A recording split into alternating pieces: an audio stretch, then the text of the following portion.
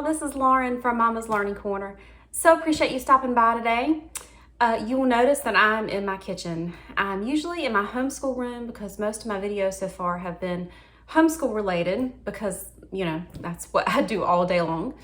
But the parts of the day that I'm not homeschooling, I'm usually in my kitchen or my laundry room. You can find me in any of those three places usually. But today I thought I'd do a cooking video with homemade pumpkin bread. So if you're not a very experienced cook, I feel like pumpkin bread is a good dive in recipe. Your house is going to smell fabulous. Your people that you feed are just going to love you. It's just so delicious. You're going to love it. And this is not a hard recipe. It's a quick bread. So quick breads are, as long as you cook them well, they're pretty forgiving. So let's get started. So let's take a look at the ingredients that we're going to use for this. Now, I will warn you that it does have several, probably 10 or so ingredients, but they're most likely pantry staples. And if you're a cook at all, these are probably just sitting in your pantry already. So let's take a look. I'm going to pan you down so you can see. Okay, so first we're going to have sugar. This is my sugar container, and this is my flour that I just use for everyday cooking. So we're going to have some sugar. It's going to use vegetable oil. There's going to be 3 eggs. Let's see, there's some water that helps loosen it up. It's a can of pumpkin. This is just pumpkin from Aldi, but you can certainly get it. Libby actually is one of my favorites, but I use this most of the time now. A cup of chopped nuts, but of course you can omit the nuts if that's not your thing or you're allergic. And then there's going to be 3 cups of flour. There's going to be spices, of course. There's cinnamon, there's salt, there's nutmeg. There's baking soda. This is my baking soda in here. And then there's baking powder, of course, to give it some rise. So these are not difficult ingredients, but probably things that you already have in your pantry. So next you're going to need a mixing bowl and just like a larger glass bowl. So since this is a quick bread, that means it doesn't have any yeast in it, which is literally why it's called quick bread. You just mix it together. There's no rise time like you would have with yeast. So, and then you just put it in the oven. So go ahead and preheat your oven to 350. I've got to do that real quick. I see mine is off. And then you want to get together your dry ingredients. So when you get your dry ingredients together, this recipe does not call for sifting. Typically a quick bread, you don't sift the flour or the dry ingredients together. So I'm going to pile them all in a bowl, and then I'm going to whisk them together. And whisking them together, all of the dry ingredients, tends to put some air in it, but it also disperses all the ingredients together, so the cinnamon doesn't stay clumped together or the nutmeg doesn't stay clumped together. So it's a really good way just to have a more flavorful bread. So you always want to whisk dry ingredients together. Don't just lump them in there into the mixer. That's not a good idea. You won't like your result very much. So I'm going to get all those dry ingredients into the bowl, and then we're going to do wet ingredients, and I'll tell you what to do in that next step. So let's get the dry ingredients in the bowl first.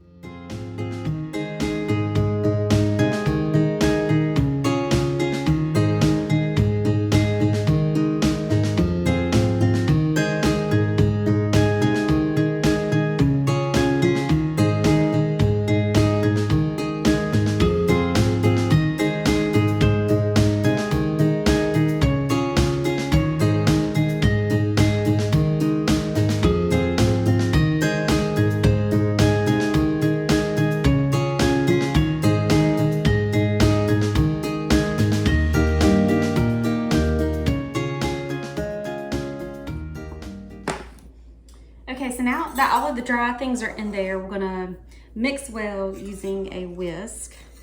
So it's flour, cinnamon, nutmeg, baking soda, baking powder, and my nutmeg was kind of clumpy.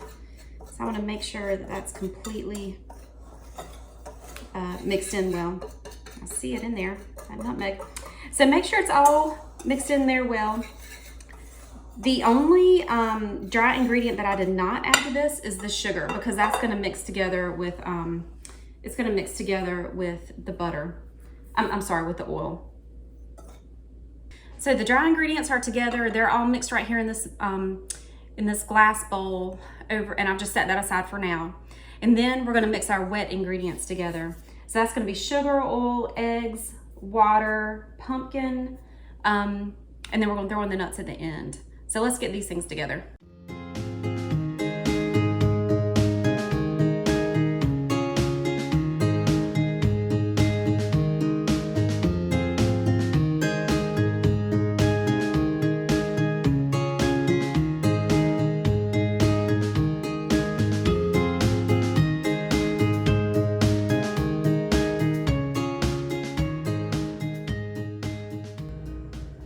So I've got my dry ingredients waiting for me over there. I've got my wet ingredients here in the bowl, only the sugar, the eggs, and the oil. And then I'm going to give that a little bit of a mix, and then I'm going to add in some water and the pumpkin.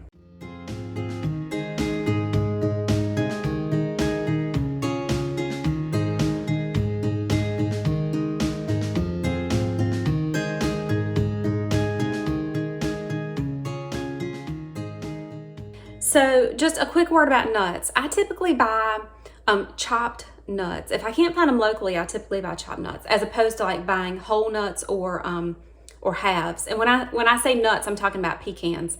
That's just kind of the universal term for nuts here in the South. It means pecans. It's like when you say I'd like a drink, but you're really talking about like a Coke. Anyway, so nuts, yes. So new for you today, if you're not from the South, is that nuts is the overarching term for pecans. Anyway, I like my pecans a little bit finer in a quick bread. So I buy the chopped nuts, but then I put them, this recipe calls for 3/4 to a cup. And then, so I'm gonna bend it down and show you what I do with them.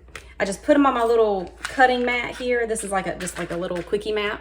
And then I just take my knife and run it through them. And I like them a little bit finer than what's in the package.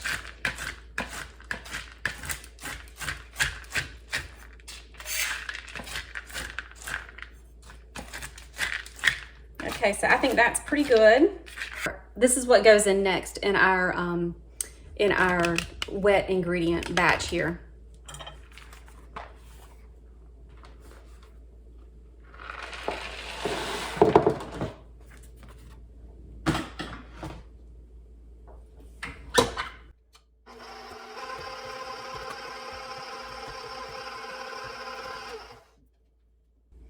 Okay, that's just barely stirred in, and that's the only way I want it. I don't want it like mixed really heavily. I'm talking about just the pecans. Everything else has been incorporated really well. So the last thing to do is to add our dry ingredients that we prepared earlier.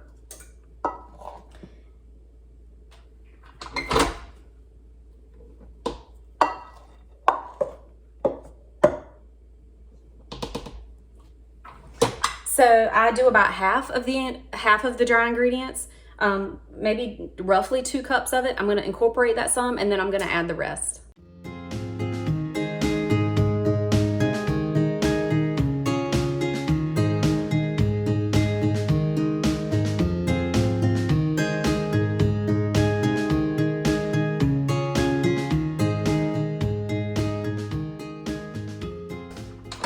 So you don't want to overmix it. You never want to overmix any type of bread, quick bread, pancake, waffle. You don't want to overmix any of that. It'll make it tough.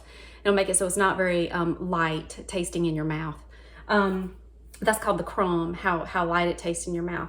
So if you overmix, that's not gonna go well. Plus, it'll make your bread really dense and not cook well. You'll find that it's sticky and just doesn't ever seem to set up like it should. So you definitely don't want to overmix. So you saw how long I did it. It's not, I'd say 20, 30 seconds at the higher speed. So not much.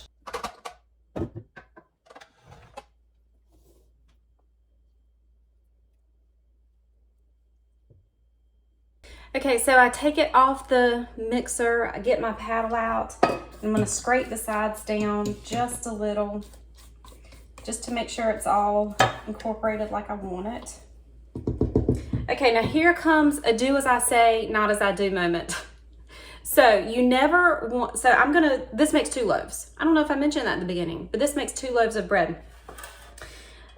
What you don't want to do is to cook in different pan types. So I have a glass pan and it's a 9x5 loaf. So you don't want to cook in 2 different ones. They cook unevenly. However, I only have a glass and I only have a metal. I also have a cast iron 9x5, but it cooks completely different than these 2. These cook more similarly, and I just don't have another one. Our budget just goes to other things. So I don't have 2 of the same loaf pan, which is a tragedy. So do as I say, not as I do. You need to cook in the same type of pan, because glass and metal cooks differently. So you kind of have to watch it. My metal pan browns a lot quicker, And so sometimes I have to go put a piece of tinfoil on it lightly to keep it, if I don't like how fast it's browning, because the middle won't be done. Okay, so I have sprayed these with cooking spray. I just use coconut oil, like a coconut oil Pam, a generic one. But I really like Baker's Joy, but it's really pricey, so I don't buy much anymore. And I see pretty much the same result with coconut oil, because you want it to be able to turn out of your pan, right? Okay, so let's fill both of these up.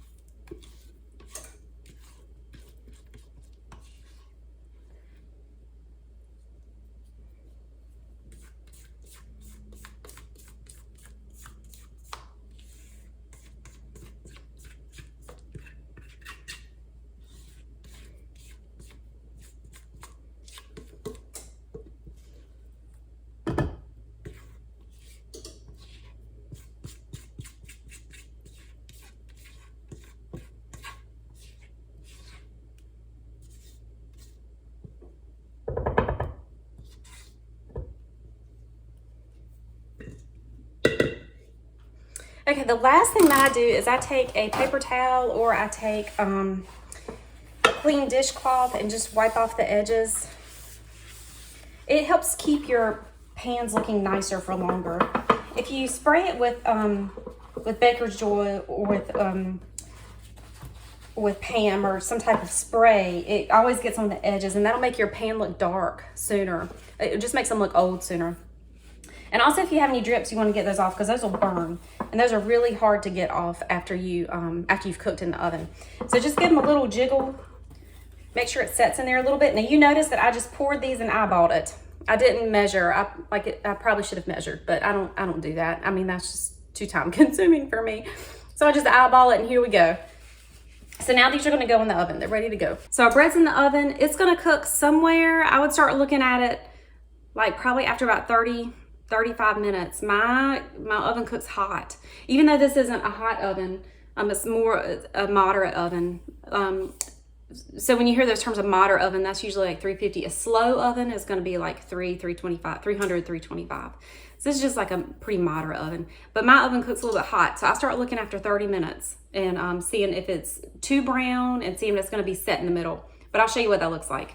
So while I'm waiting on it to cook, let me tell you these couple of things. This bread freezes really well. Now, this makes 2 loaves at a time. This is like a double recipe. So I have a lot of kids. I have 5 kids. So there's never a reason for me to freeze a loaf of bread of 1 of 2 because both will be eaten within just a few days. But it does freeze really well. So once it's completely cooled, and I'll show you how I turn it out of the pan. But once it's completely cool, you can wrap it in saran wrap, wrap it really well in saran wrap, and then put it inside like a Ziploc freezer bag. One other thing you can do that I really like to do when the kids were younger and we didn't go through quite as much food is once it was completely cooled, I would slice it into thick slices and then wrap those individually in saran wrap and then put those in a freezer bag. So if I wanted to serve pumpkin bread and yogurt one morning for breakfast, like a really easy breakfast for the kids, I took the pumpkin bread out the night before, toasted, kept in the fridge, of course, to thaw. Toast it in the toaster oven just a minute, and then that and yogurt is like a great breakfast for younger kids. Or if you don't thaw it, you can leave it on the counter 30 minutes or so, and then put it in the toaster oven just to toast it just a hair. It is so delicious. You'll love it. So that's an easy thing you can do with this bread. If you're not gonna freeze it, I usually slice it in big chunks, and I'll show you. I slice it down the middle and then in big chunks. And then I just store it in an airtight container in the fridge, and it'll stay in there 4, 5, 6 days. Ours never lasts that long. I think the longest it's lasted is 5. But as long as it's in the fridge, it'll definitely keep that long. But just keep it in an airtight container. The fridge will it makes the texture different if you leave the edge of the container open. You don't want to do that. That's a mistake because the refrigerator air just makes it change. Okay, so the pumpkin bread is ready, or at least I think it's ready. My timer went off, and so just I mentioned earlier, start looking at it at about 30 minutes, and I did, and mine was getting a little bit too brown on top. Pumpkin bread browns really quickly. So I put a little bit of tinfoil over the top. I didn't put it tight. I'm gonna show it to you. And then it can continue to cook. I could tell that the middle wasn't set. So I'm gonna turn the camera around and show it to you here. So I literally just took these out of the oven down here and then put up here on my my little wire cooling racks. So you'll see that this tinfoil is not on there tight at all. It's real loose. I just put it on there enough to like barely mash it down like this. So I'm just gonna peel this off and let's see what we have. It's hot. Okay, so you see they're pretty good and dark brown on top, and that is going to be so delicious. And you'll see that it's ready because see how it's pulling away from the sides there a little bit? Let's look at this one. Yeah, that's great. And see how it's not mushy here in the middle? And that's the glass pan is similar to, you can't tell it as good on the video, but it pulls away real easily from the side. So what we're going to do is let these, I'm going to set the timer for 12 minutes because I feel like that is a good, in my experience, that has been the perfect sweet spot of time if you're going to turn a cake or quick bread out onto a rack so it can finish cooling. So I'm going to set the timer for 12 minutes and then we're going to come back and turn these out. Okay, y'all, so let's turn out these loaves of pumpkin bread. Now I turn my loaves out on just a big cutting board that I have. I have found that to be the easiest because it's completely flat. If you turn it out onto a plate, it's just harder to maneuver. It's not like a cake in that way where the cake would take up the center of the plate, but this is long and rectangular, so you need something completely flat. So we're gonna do the metal one first. Now I have taken these out of the oven and they have cooled. And I said 12 minutes was a sweet spot, and that's pretty true for metal. But for my glass one, it always takes a little bit longer. And if you try and turn it out too soon, half of it will stick to the bottom and you'll be so ticked. But you can still eat it. You just have to scrape it out, and it's not pretty, but it still tastes really good. So don't let it go to waste if that happens to you. So let me show you how to turn this out. So with the metal pan, just take a really thin bladed knife, and I'm just gonna lightly run it along the edge. You don't wanna go down and act like you're actually cutting it because that'll ruin your pan. So what you're doing is just loosely, very loosely, separating the edge of the cake from the edge of the pan. So it'll just turn out easier this way. So you see what I'm doing is just really loose. Because metal, especially if it's a coated metal, which all pans essentially are, they have some type of coating on them, that'll ruin it. Your knife will ruin it. Metal on metal will ruin it. You always want to use plastic, except in this case. Okay, so all I'm gonna do, now obviously my pan is cool enough to handle without oven mitts or anything. So I'm just gonna push it over here on the side and pray it turns out. And I could already tell it was going to because it gives so easily. That's, I'm always happy when it turns out right. Okay, so what I do is I leave it, I go ahead and turn it back over, and then I just scooch it over. Now for the glass one, this glass one doesn't like to behave as nicely as that metal does. But I'm gonna do the exact same thing.